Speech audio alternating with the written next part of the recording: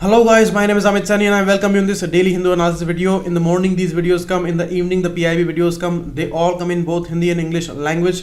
And today's Wednesday 20th of February, very important articles are there. They are giving you a lot of insight, and we are going to start with the code because UPSC's notification is out and vacancies are around 900. So it's a good opportunity, and just fasten your belt because everything is going to be very fast now.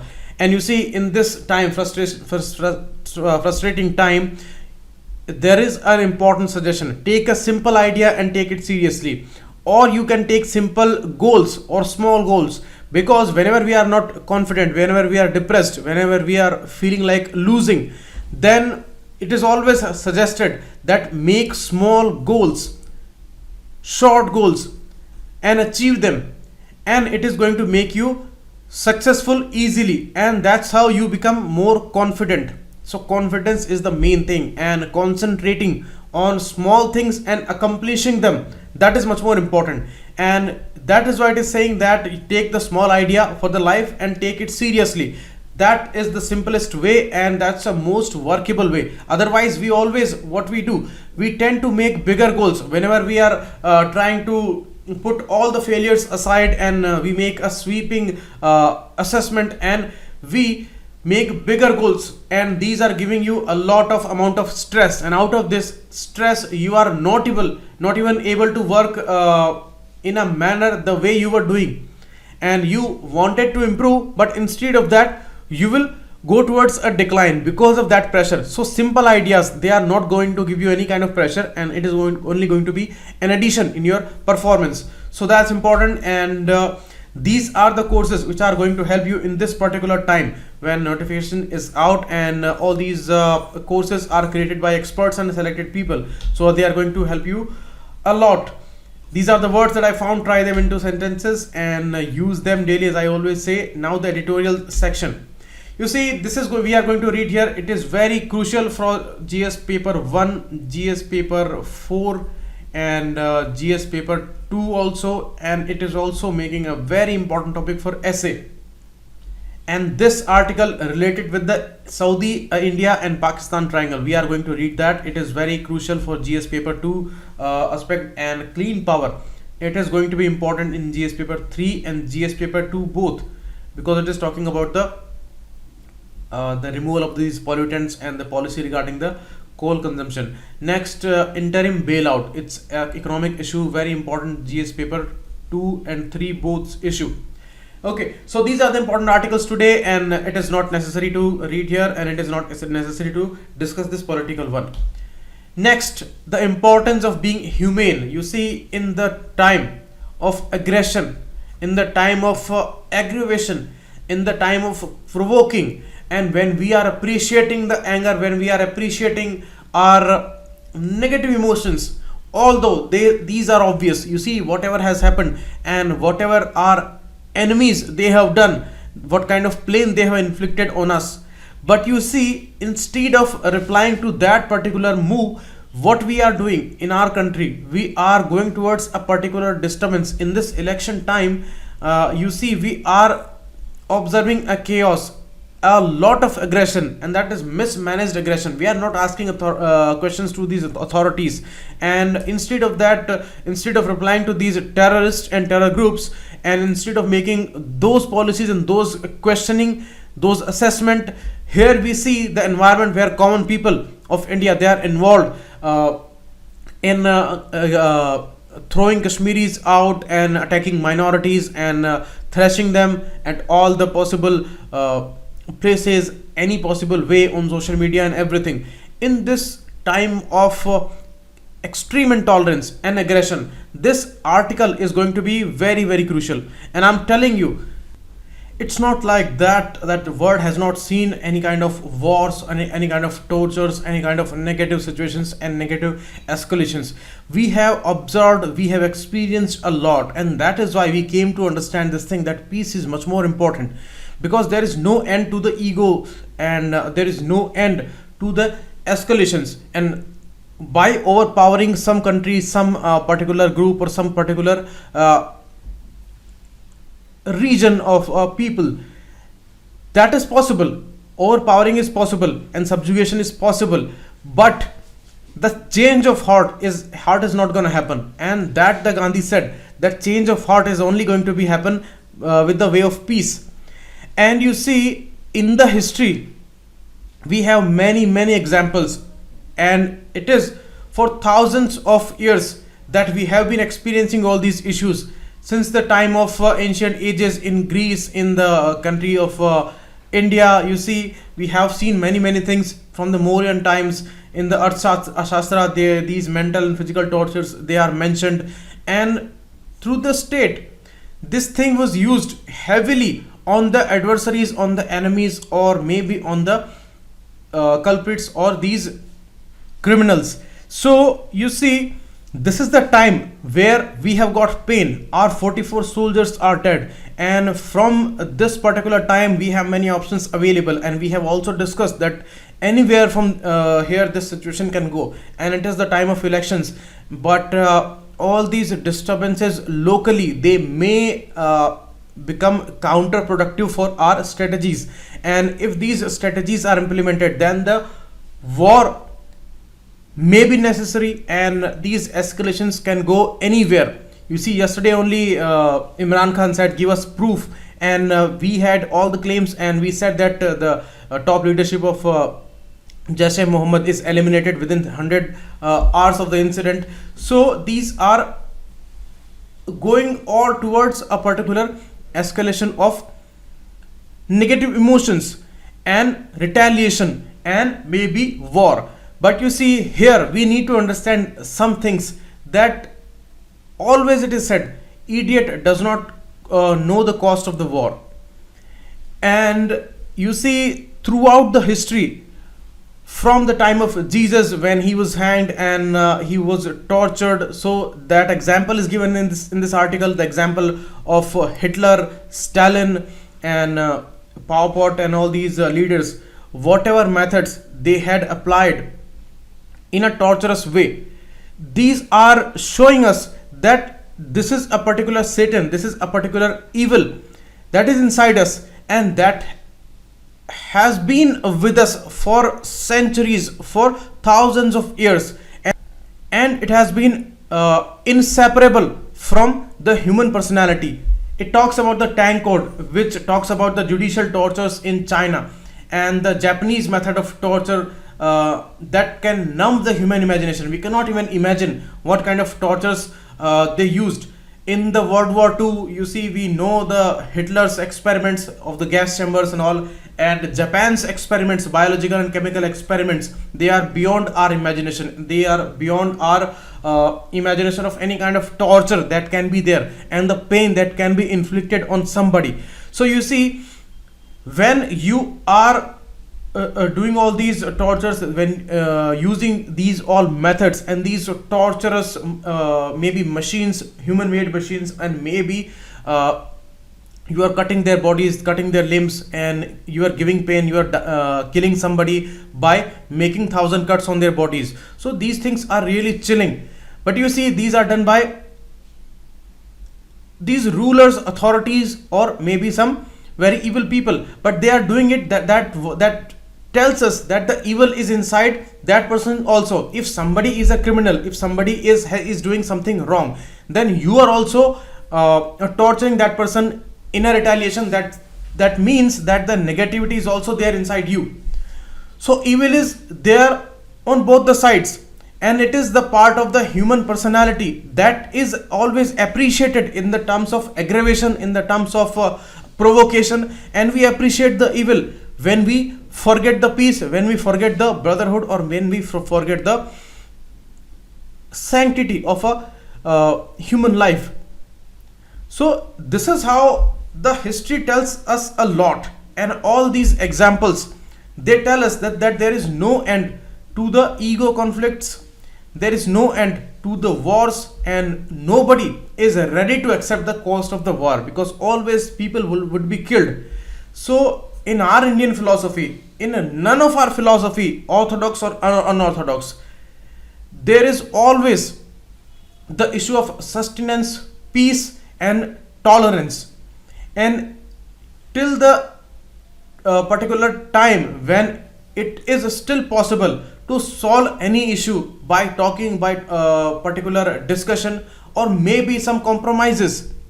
Although I'm not saying that we should compromise on the Kashmir issue or Pakistan, but compromise in a sense that when you get some pain but you still try to save the situation, that more lives should not be lost. Always it's a proud moment when soldiers are dying for the nation, they are dying for our survival. That is always proud, but you see, these are also human beings, and why they should be killed? That is the collective thinking the world needs.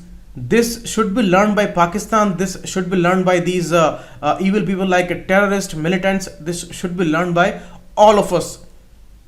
And that important experience of the human civilization and our history tells us that there is no end to these escalations. That's why the cohabitation is the main method by which we can survive. And nowhere anybody has won any kind of war for a permanent period of time. Things will come back if these are solved by the aggravated methods, the methods of war, the methods of torture. And why I am talking about the war? Because torture is a integral part of the war, and mainly when this issue is talking about the custodial torture, that is the crucial issue here. Because of this history, because of this learning, the world understood this thing that UN has to pass a convention on torture. It was in 1980s. After so long period of time, so many years, they brought this convention, and India became a signatory in 1997. After 13 years, in 1984 this was brought, and after 13 years we signed it. But till now we have not ratified it. That is the problem. We have signed it but not ratified. These are two different things. When you ratify, then you comply with the particular convention and you bring domestic laws regarding that. But still, the issues of judicial killing, which are actually highlighting this issue, and these aggravated situations where anything can happen in our society in the election time, things can turn into any kind of negative environment where riots can be there, where there can be tortures, there can be political adversaries, there can be ideological adversaries, and there may be different kinds of tortures. So that is why all these things, they are amounting to remind us that we have not ratified the convention on torture, and we don't have any kind of law. In 2010 this bill was brought into the Lok Sabha, but it could not be passed, and after that 15th Lok Sabha that got dissolved and this bill was lapsed. 16th Lok Sabha that recently ended, the NDA government, that is also ended, and they did not bring this bill again on the table. You see, once the bill is lapsed, you need to bring it again, you need to propose it again, but they did not bring it. And now it is the responsibility, the writer Mr. Gopal Krishna Gandhi, who is the grandson of Mahatma Gandhi, the peace leader, he is saying that it is now the responsibility of all these parties and especially the opposition, that they should bring this bill in the 17th Lok Sabha. Anyhow, any party may come in the power, but it is the first responsibility, because it is a very inhumane thing, and it's a kind of a crisis where you see, we have seen many reports of the judicial killings and judicial deaths. If these deaths under custody, they are natural deaths, then there is no problem. But most of these deaths, they are not natural, and they are after a prolonged period of torture, and the torture limit that can go anywhere, because it is all a kind of a sadism. What is sadism? Sadism means when you are satisfied after inflicting pain on some other person, and your feelings are satiated. You feel complete when you are inflicting pain, when you are hitting, and maybe due to any negative activity, you putting that person into a torturous condition, and you are feeling happy after that, or maybe you are feeling satisfied after that. That can be said as a kind of a psychosis.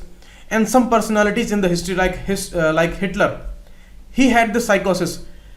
He was putting all these Jews into torturous gas chambers, and he did all kinds of biological experiments and all. And these all things were beyond imagination. These things were done by brutal Japanese also. These things were done by a Cambodian leader also, and some African leader also.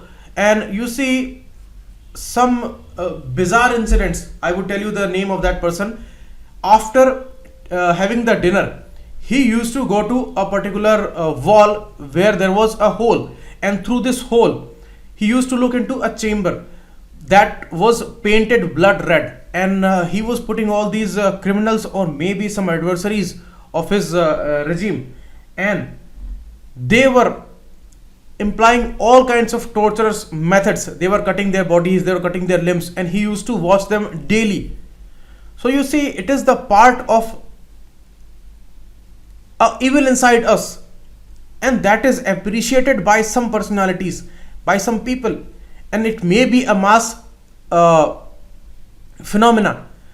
If whole society is provoked and people are not caring about the emotions, people are not applying their minds, and after these aggravated situations, nobody is able to think that what is right and what is wrong, whom they are targeting. You see, if today we are not able to retaliate in a precise manner,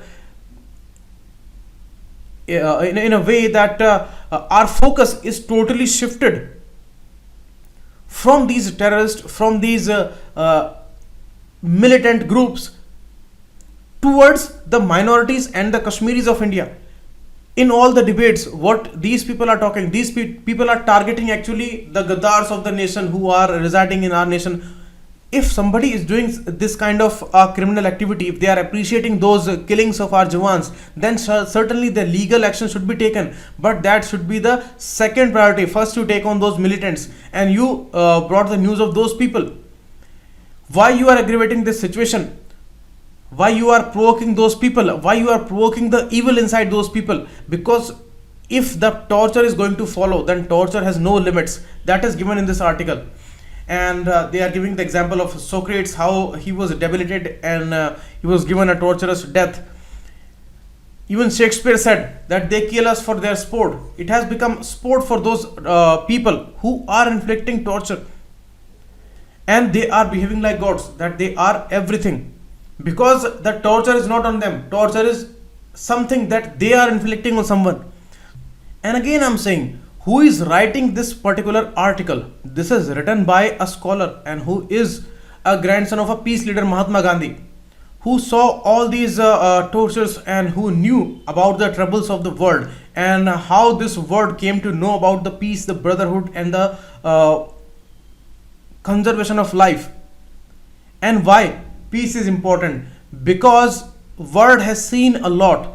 The writer is citing the example of Jesus Christ when his palms were nailed and he was hanged on that particular cross, and that was utmost level of this particular pain, this particular torture, because they knew in the knowledge of anatomy that piercing the palms, that is one of the most painful thing for human. So they did that. And the same things are done by Chinese when they were killing people by cutting on 1,000 places on somebody's body.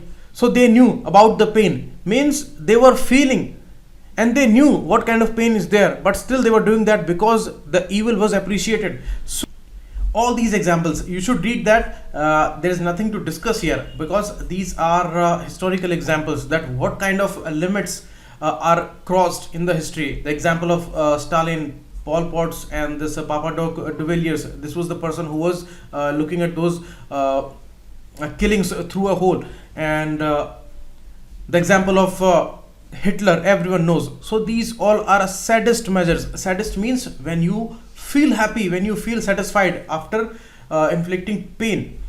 So these things, they are enough for us to learn from the history.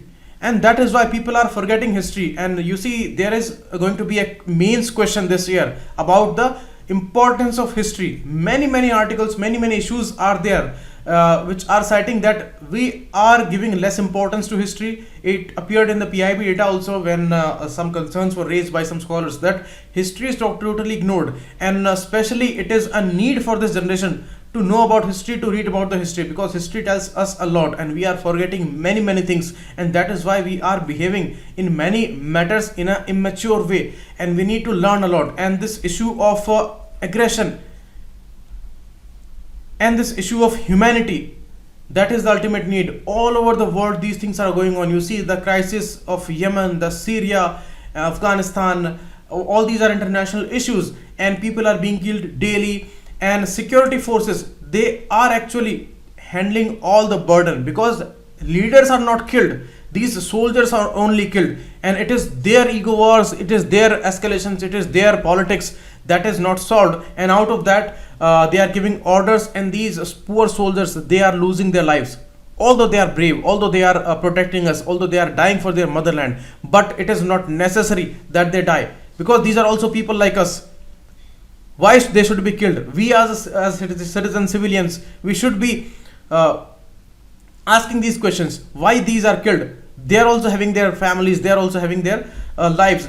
So these wars, these escalations, these tortures and these killings, they don't make any sense. And when it is about the human rights issues and all, then always these things are controversial, because administration and the government, and they all feel pressure from these societies, from these bodies. But you see, they visit these jails and all, and they bring out all these details where out of some passion, out of some fanaticism, some people are killed. Maybe they are criminals, but torturous ways by the authorities, that is not sensible. You may give them death, even you can hang them. Even that is acceptable if we compare it with these tortures, because torture is not humane, and that is why we came to know about this convention against torture, and that can never be justified in any kind of situation, whether they are simple or exceptional. You cannot justify that. That is given, that was foresaw by this particular convention, because they knew that people and authorities, they would try to justify these tortures, but these tortures are not humane. We are inviting a collective psychosis by that, and even when we are retaliating, and even in some issues we feel that these things are justified, and I say some people should be put on these kind of trials, but always misuses are there, and you cannot say that who is innocent and who is a real culprit, and whether somebody is really a culprit. That is the issue of assessment. If we talk about the juveniles, the 16 to 18 year old kids, I would say kids, because these are not able to think in a mature way. They don't have experience of their lives. They have only experience of 5 to 10 years where they could understand the world. So if they are committing these heinous crimes, then it is not only their responsibility, it is not only their mistakes, it is the mistake of the society, it is the mistake of the education system, it is the mistake of the a collective administration, and the situation that had made them convinced that this is the way of dominance, this is the way of assertion of power, how they could think in this way. So this is not their mistake, and in those particular cases, if we inflict tortures, then that thing is not justified. That is why this torture is inhumane in a way. So that can be the associated issues, and where the directions can go about this particular issue of the torture, because torture is the central concept here in all these issues, and that's why we are discussing wars here. And India's non-ratification of the convention by a country in its philosophy, where there is tolerance, there is sustaining the torture, not inflicting the torture. That is the philosophy of our country for thousands of years, and we taught these things to the world. Where that country is not ratifying this convention, it is dismaying and surprising. So that is why this article talks about a very crucial issue. Always it is an ignored issue, and sometimes it's a boring issue, but you see, these things are necessary, and actually the world is at this particular stage world is at brink, that we need to take steps against these issues, otherwise the end is for sure. We have developed weapons of mass destruction, and when these ego wars they are going to be escalated, then certainly there are going to be only devastations. We have seen in Syria, we have seen in Yemen, we have seen in Lebanon. Everywhere we have examples, and always tortures are the agendas everywhere. So Jamal Khashoggi's murder and all these examples, these are the recent and modern words examples, and they are always controversial. So these all are the ethical issues. And one more important issue of capital punishment is also going to be very important here.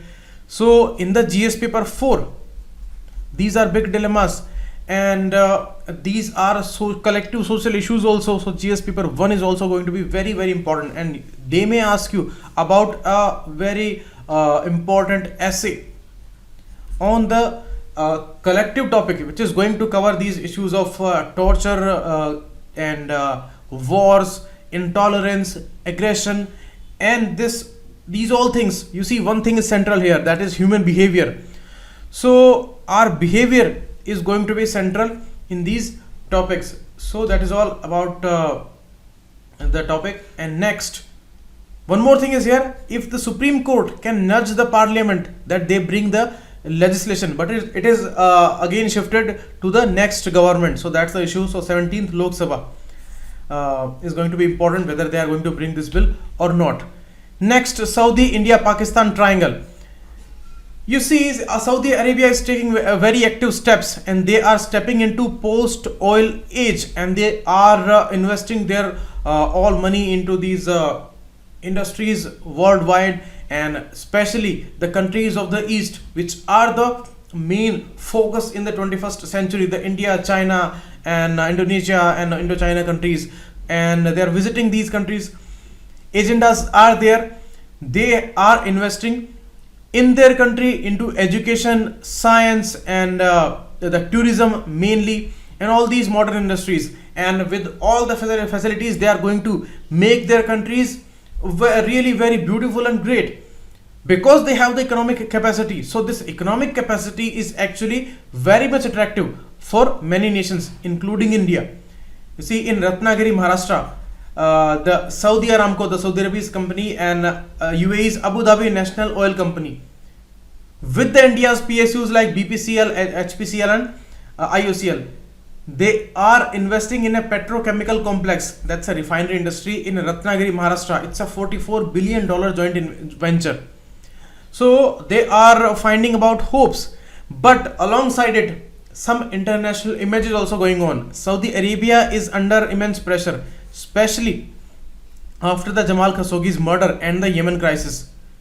Even USA is not able to help much these days. They have passed a particular legislation in the US Congress that within 30 days they are going to remove their all support in the Yemen crisis. So Saudi Arabia is going to be alone in this fight, and now that is why they are being isolated, and they are taking steps now. Pakistan is trying to woo Saudi Arabia a lot, and you see, the equation between Saudi Arabia and Pakistan is also very much a mutually beneficial equation, because today Pakistan needs Saudi Arabia. Saudi Arabia has the economic power, it can help in the economic crisis of Pakistan, and Saudi Arabia wants a new kind of dominance and interference in this particular area of Middle East, where US withdrawal is happening from the Afghanistan country.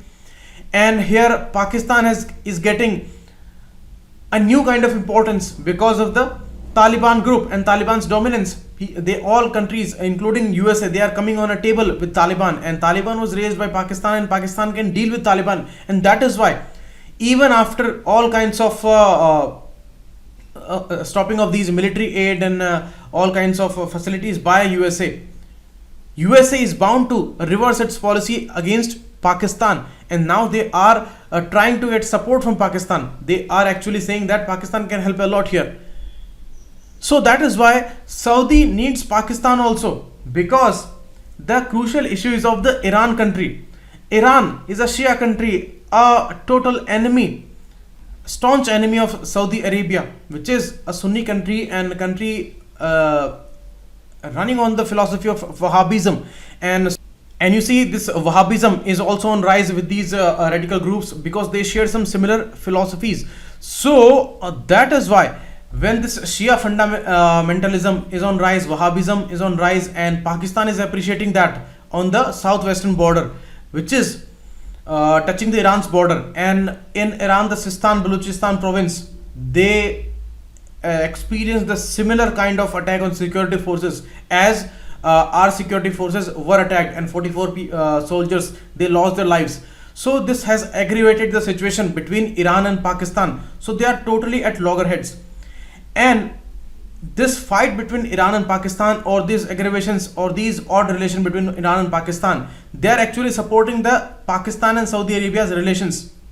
They have mutual benefits. Saudi Arabia is investing in the Gwadar port of Pakistan, which is developed by China due to this CPEC.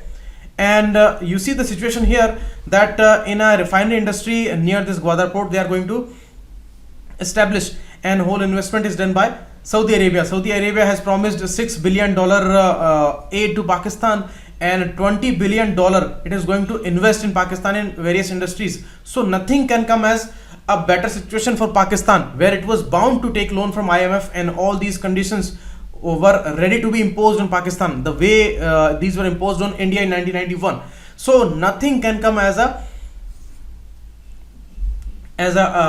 act of angel for Pakistan by Saudi Arabia. So nothing is better for that. So you see where these equations are going in a direction where they are completely satisfying both these countries of Saudi Arabia and Pakistan, and they both are the staunch enemies of Iran. So that is a common factor there. And China is also a focus of Saudi Arabia. Saudi Arabia is going to visit China also in this streak of visiting. The summit is going on in India right now, and Pakistan's two-day visit is extremely crucial, but all these hindrances are there. So because of these this particular unfortunate incident where 44 soldiers, they have lost life, and Jaish-e-Mohammed has taken the responsibility. So because of that, some issues are there, but still it is going to be extremely crucial for Pakistan. So you see, China is a country which is going to back Pakistan, and now Saudi Arabia is coming towards Pakistan, and Pakistan is coming towards Saudi Arabia. So China is also going to be a mutually beneficial country here, and these all developments are against India in a sense, you can see, because we are alleging India for that incident, and that's completely clear that Pakistan is consistently inflicting pain on the country of India, and especially in the area of Kashmir, and consistently they are killing our soldiers. And in this a particular streak, China is always backing Pakistan. So all these developments, they are telling us that we are expecting much more than from the country of Saudi Arabia, and we are becoming over positive. It is the caution given by the writer. He says that we should take all the economic advantages because Saudi Arabia is an economic power, and all these things, the investment in the Ratnagiri complex, that is okay, and we should take that, but we should be cautious, and we should not be over positive and over expecting from the country of Saudi Arabia, because the equation between Saudi Arabia and Pakistan is actually going to be much more important for them, and they are going to raise their bilateral relationship a lot.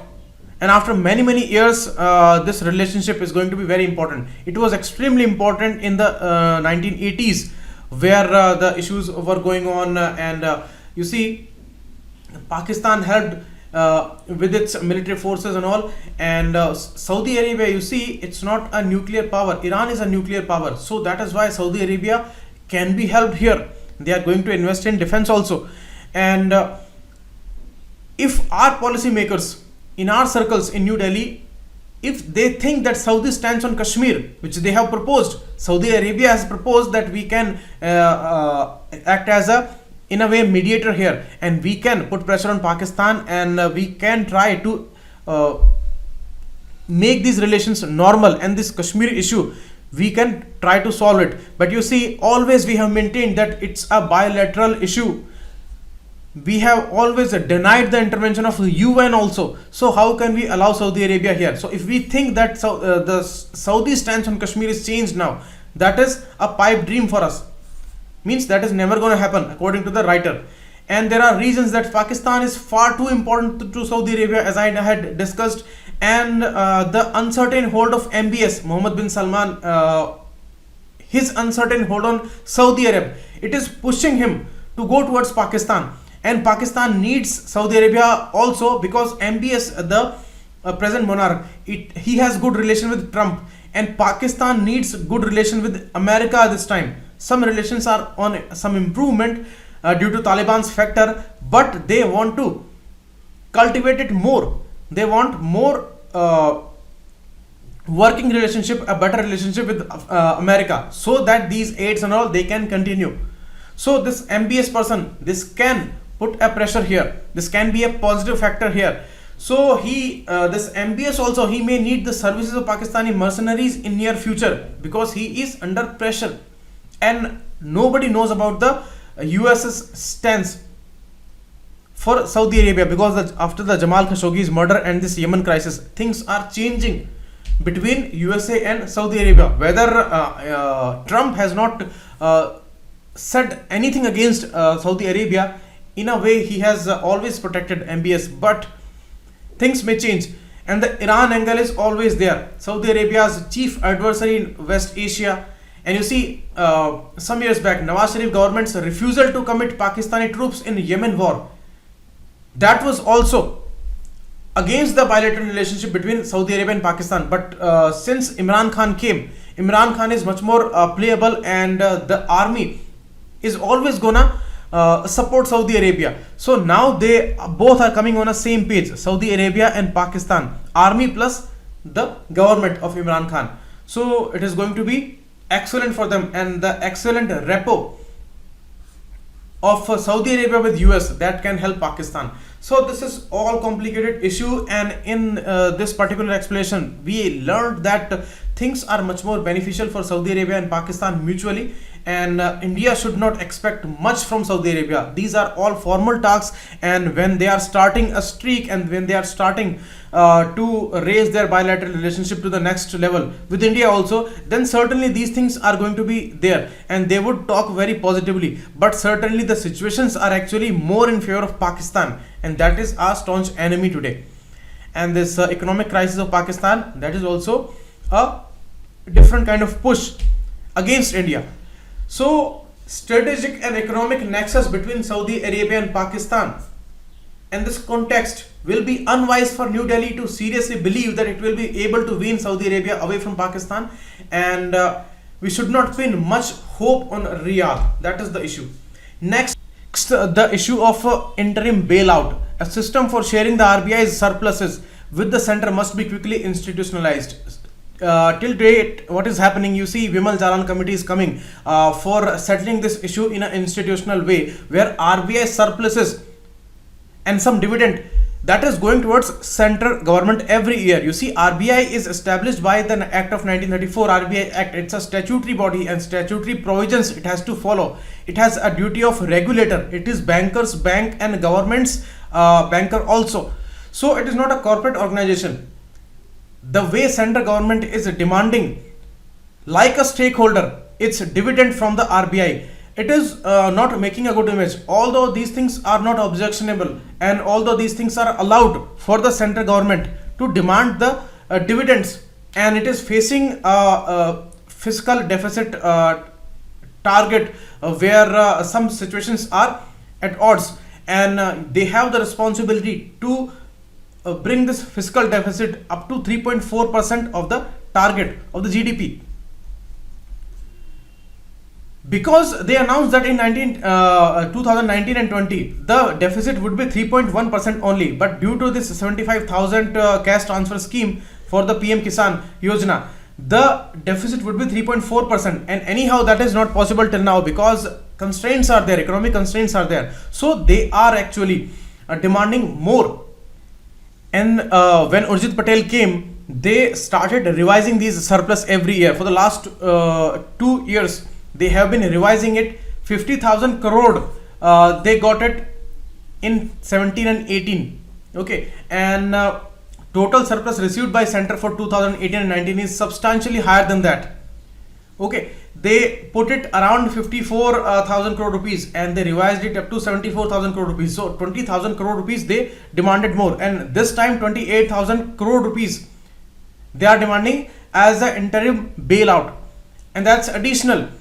And together with the 40,000 crore final surplus share for 2017-18, which the central received in the first half, the total receipts from the RBI this fiscal would be tidy 68,000 crore rupees. So 68,000 crore rupees, it's a huge amount, and because of this economic constraint, the RBI is finding it difficult. Although as I told you, it's not objectionable, but it is objectionable because it used not to be there, and it is against the convention.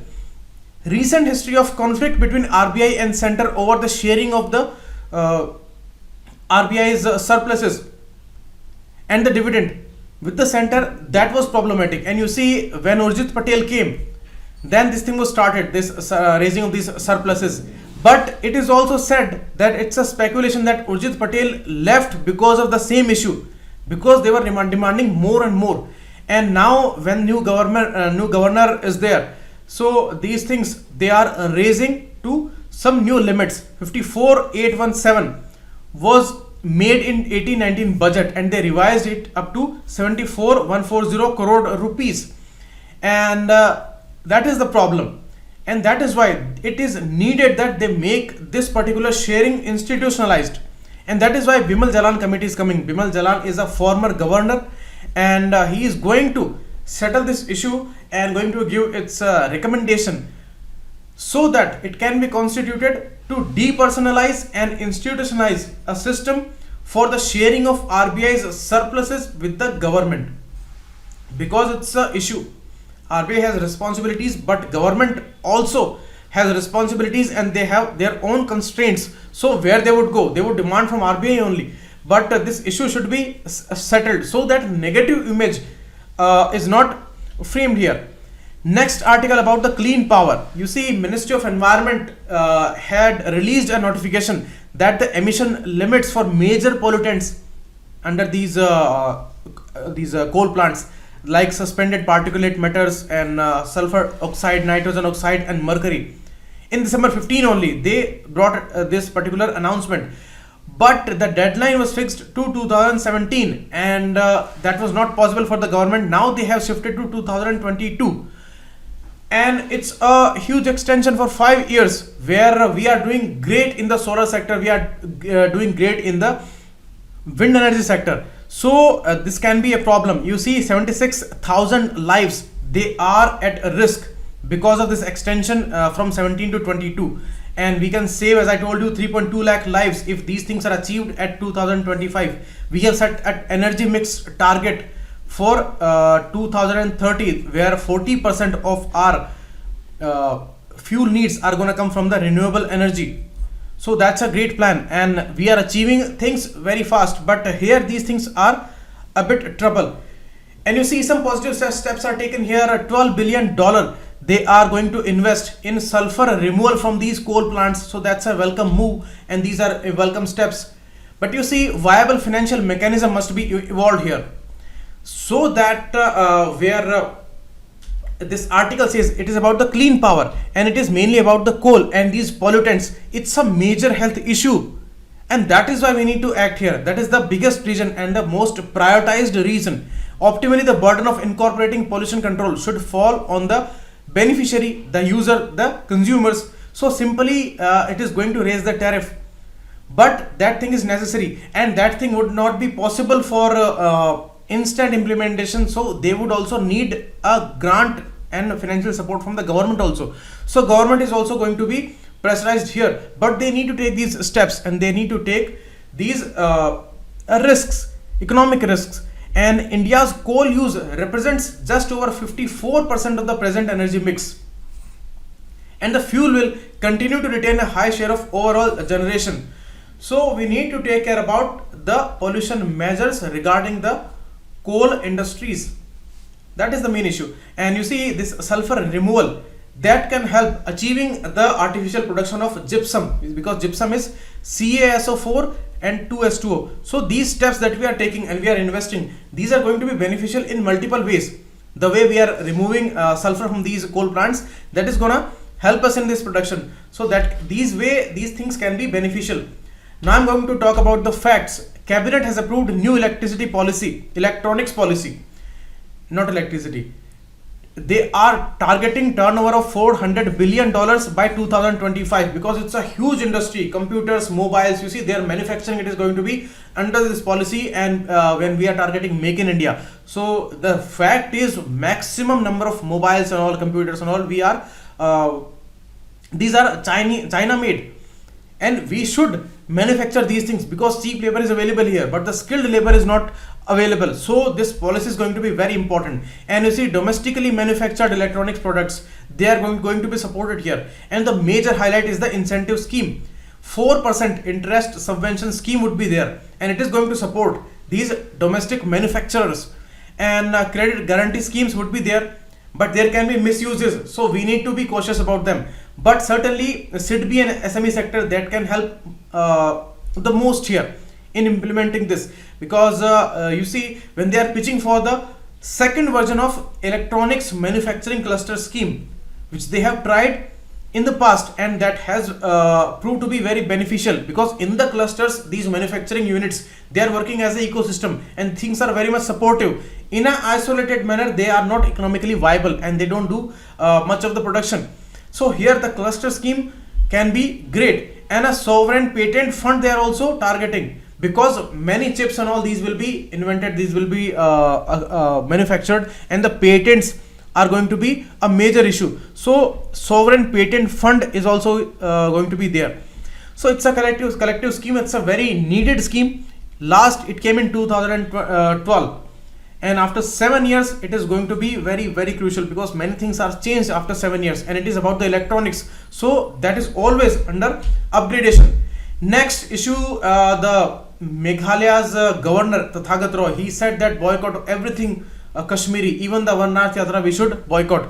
He is a controversial person, always makes these kind of statements. It's a bizarre statement. You see, Kashmir, we are losing soldiers' lives for decades just to uphold this, that Kashmir is an integral part of India. And now you see what is going on in the country of India, where people are boycotting Kashmir, and they are throwing out Kashmiri students as saying that you are not the part of us. So it's a controversy within our own stance, where we say that Kashmir is our part, integral part. Although the situation is totally different today, the locals, they are in a way, somewhere they are in a support of militants. These things are informations, but Kashmir will remain integral part of India, and these kind of things. And you see, he is sitting on a constitutional post, but this is really bizarre. It's a foolishness, where CRPF and Home Ministry, they have released these directives that nobody is going to attack Kashmiris, and these are our people, and they can never be targeted, and we are going to counter those measures who are taking steps against Kashmiris. And here these 6 statements are being made by a governor, and we all know governor is a representative of the central government only. That's the explanation of its post.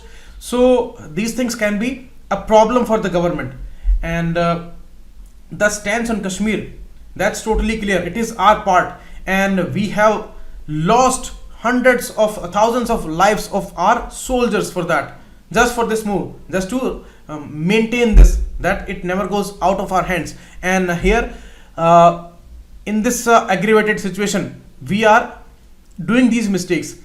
One more unfortunate incident happened. The Surya Kiran aerobatics were going on, and during the rehearsal, 2 planes which were manufactured by HAL, so again a controversial issue, and they hit each other, and one pilot is dead now, and 2 others are seriously injured, and this crashed in Bangalore. You see, this DRDO's Aero India show is going on, and the organizer was also Aeronautics Authority of India.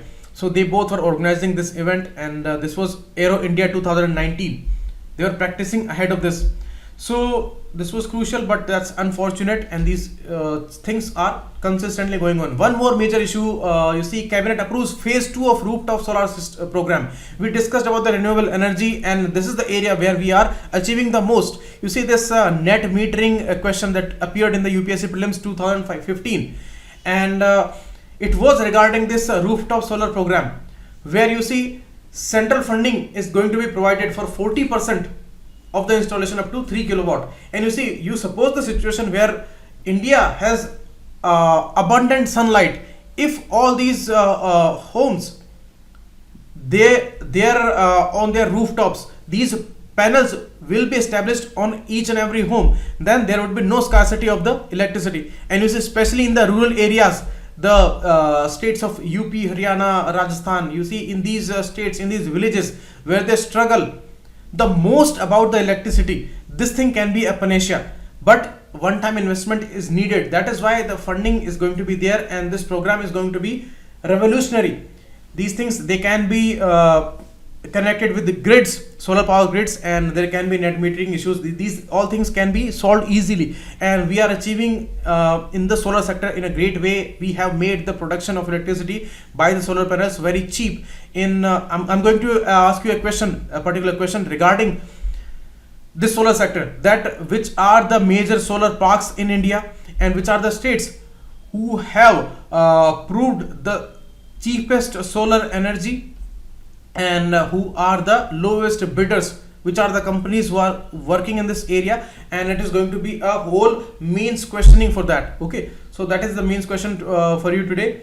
Find out all these things and try these MCQs, put their answers in the comment section. These are from current affairs issues, and PDF I'm going to upload here on this group. Thanks a lot, keep watching. It was Amit Saini.